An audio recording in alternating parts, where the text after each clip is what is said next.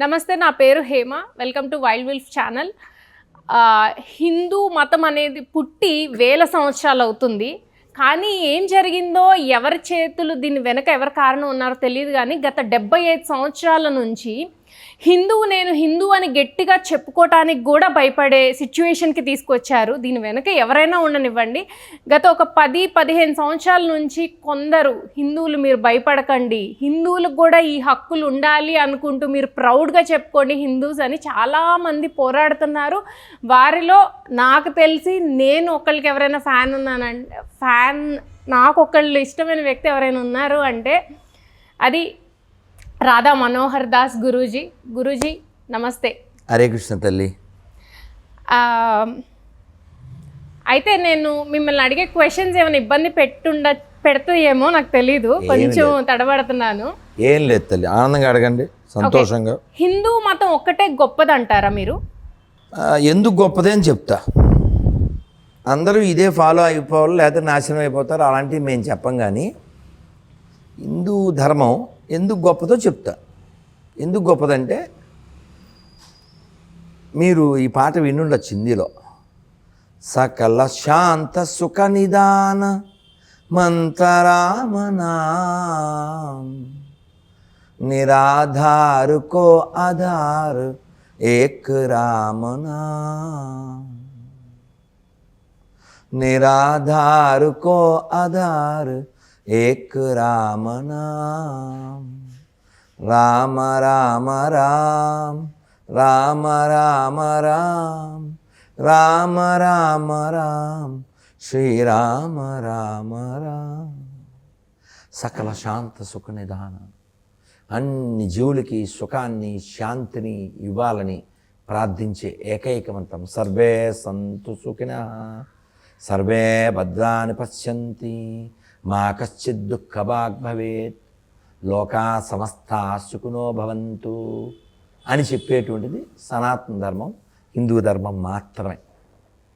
ఇప్పుడు మరి మీరు హిందువుల గురించి గొప్ప చెప్పారు, మిగిలిన మతాల గురించి ఎందుకు మీరు అంటే ప్రచారం తప్పుగా చేస్తున్నారు? అంటే వాళ్ళు మంచివాళ్ళు కాదన్నట్టుగా, గొర్రెలు అన్నట్టుగా ఇదంతా ఎందుకు ప్రచారం జరుగుతుంది? ఇప్పుడు నేను చాలాసార్లు చెప్పాను, మళ్ళీ చెప్పాల్సి వస్తుంది. నేను 24,000 వీడియోలు మా ఛానల్లో, ఇంకొక వేరే ఛానల్స్లో కూడా కలిపి ఇంటర్వ్యూలు ఇవన్నీ కలిపితే 25,000 పైన వీడియోలు ఉంటాయి.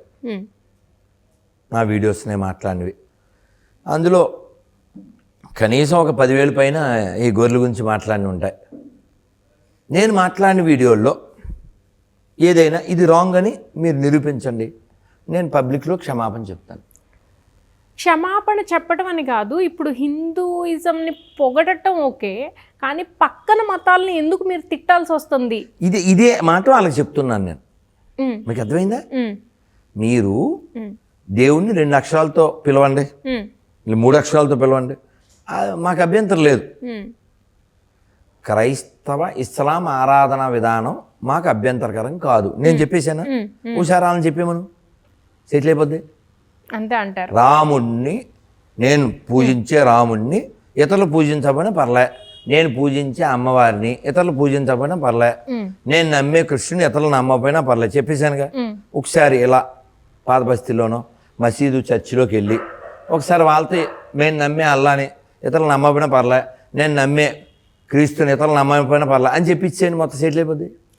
మీకు కోపం దేవుడి మీద, దేవుణ్ణి నమ్మే ఆ ప్రజల మీద కాదు.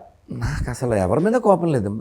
నేను మూర్ఖత్వాన్ని, మౌఢ్యాన్ని, అవినీతిని, అక్రమాన్ని, అన్యాయాన్ని, విభజనవాదాన్ని దీన్ని వ్యతిరేకిస్తా. ఎక్కడ అన్యాయం జరిగిందంటారు? ఇప్పుడు పాకిస్తాన్ ఎందుకు పుట్టింది? బంగ్లాదేశ్ ఎందుకు పుట్టింది? మొన్న కూడా బంగ్లాదేశ్లో 1,000 మంది ఎందుకు చంపేశారు? ఏం పాపం చేశారు? హిందువులు అయితే పాపమా? దీపావళి చేయకూడదు ర్యాలీ, విజయదశమి చేయకూడదు ర్యాలీ. బంగ్లాదేశ్లో ఒక్కళ్ళు పోరాడితే సరిపోతుందంటారా? మీరు ఊరికే మీకు ఉదాహరణ కోసం ఎప్పుడైనా విని ఉంటారు ఈ మాట. 1000 కిలోమీటర్ల ప్రయాణం కూడా ఒక్క అడుగుతోనే స్టార్ట్ అవుతుంది. అంటే మీరు వేరే ఇప్పుడు చాలా మందిని ఇప్పుడు యూత్ ఉన్నారు, వాళ్ళని టార్గెట్ చేస్తున్నారా? ఓకే, హిందూస్ మనం ఇట్లా ఉండాలి అలా అని. అంటే యాక్చువల్గా నేను వచ్చే తరం కోసం ఆలోచిస్తున్నాను, ప్రజెంట్ కోసం కాదు. ఉదాహరణకి నేను ఏదో నా జపం చేసుకుని నా హోమం చేసుకుని ప్రశాంతంగా ఉండొచ్చు. వాళ్ళతో వెళ్తూ నేను తిట్లవి కాయక్కర్లేదు. అవును, అదే అడుగుతున్నా. అంటే దేనికోసం మీకు దీని నుంచి వచ్చేది ₹1 లేదు, పైగా ఎదురు తిట్లు, అండ్ ఇంకొక మతాన్ని అంటూ మీరు అనిపించుకుంటూ ఏం సాధిస్తారు? అంటే ఒక ప్రమాదం ఆల్రెడీ 2 సార్లు జరిగింది మన దేశానికి, 3వసారి జరగకుండా అంతే. హిందువులు తగ్గిపోయిన చోటల్లా పరిస్థితి ఒకసారి సో చూడండి. ప్రమాదం మొత్తం ఈ మతం పుచ్చుకున్న వాళ్ళ మీద జరిగిందంటారు. సహజమే కదండి. ఇప్పుడు మీరు గమనించండి, ఎక్కడైనా దేవాలయాల్లో విగ్రహాలు ధ్వంసం అవుతుంటాయి, రథాలు కాలిపోతుంటాయి, మరి మసీదులకి చర్చిలకి ఏం అవ్వదుగా.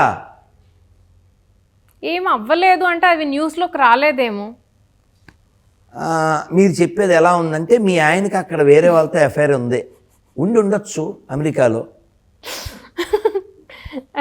నీకు చెప్తారా మీ ఆయన? ఈ ఊహలకు వాల్యూ లేదుగా. అంటే జరిగిన వాళ్ళు ఇలా బయట పెట్టుకోవట్లేదేమో అని. ఊహలకి వాల్యూ లేదు. మీ ఆయనకి 2వ సెటప్ అంటే అంత దుర్మార్గం, ఈ ఊహ కూడా అంతే దుర్మార్గం. ఊహలొద్దు, అదే సినిమాలో కథలు వద్దని చెప్తాడు అలాగా. ఇప్పుడు వరంగల్లో ఓ పూజారి మైకి పెట్టాడు, మైకి పెడితే చంపేశాడు, మైకి పెడితే చంపేశాడు.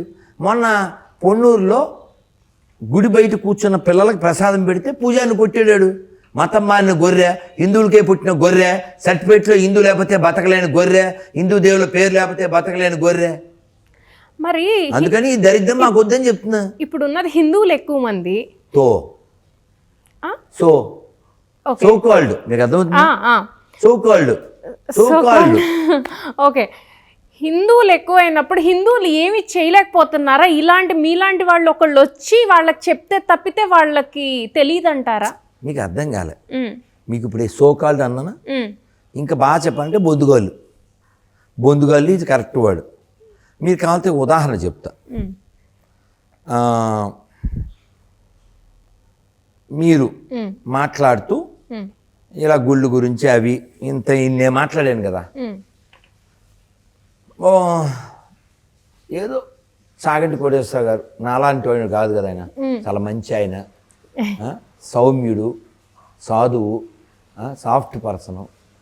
అలాంటి ఆయన దిష్టి బొమ్మ తగలెట్టేసి పోలీస్ స్టేషన్కి వెళ్ళి కంప్లైంట్ ఇచ్చేసి ఆయన ఇంటికి వెళ్ళిపోయి ఆయనతో క్షమాపణ చెప్పించారు. ఏం పాపం చేశాడు ఆయన? గరికిపాటి వారు కళ్ళనీళ్ళు పెట్టించారు. ఏం చేశారు వాళ్ళు? చెప్పు. అంటే మీరు అడిగిన దానికి హిందువులు చెప్పాలా అంటే వాడు హిందువు అని ఫీల్ అవ్వట్లేదు. వాడు అర్థమైందా?